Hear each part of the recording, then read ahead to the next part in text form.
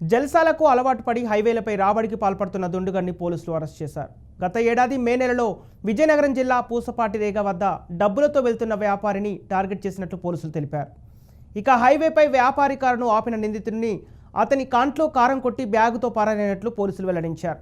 ఇక ఈ దోపిడీలో నిందితుడు తనకు సహకరించిన వారికి 10 లక్షలు ఇచ్చినట్లు పోలీసులు తెలిపారు.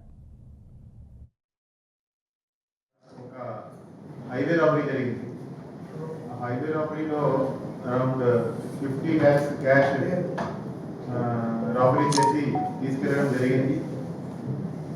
అది crime number 131/2023 under section 394 120B read with 411 NPC కింద పూసపాటి రేగాలో కేసు నమోదు చేయడం జరిగింది.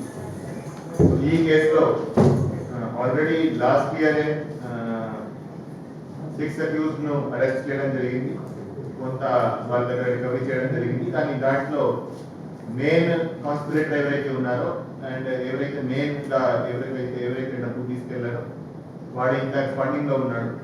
సో అప్పటి నుంచి ఈ కేసులో ఇన్వెస్టిగేషన్ జరుగుతూ ఉంది.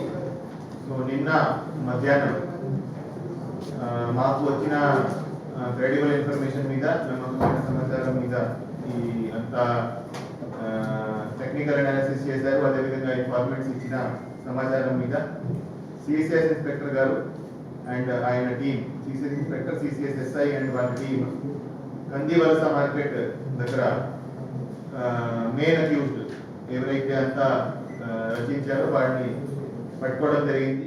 16 మీద ఒక హైవే రాబరీ జరిగింది. హైవే రాబరీలో అరౌండ్ 50 lakhs క్యాష్ రాబరీ చేసి తీసుకెళ్లడం జరిగింది. అది క్రైమ్ నెంబర్ 131/2023